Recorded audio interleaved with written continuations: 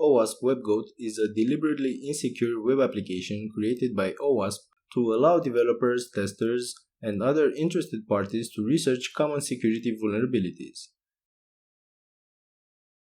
Make sure to check out their homepage. Download the version from the following URL.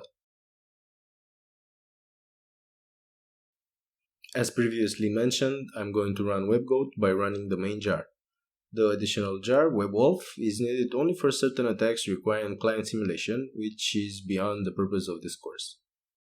Open a terminal and run the following command.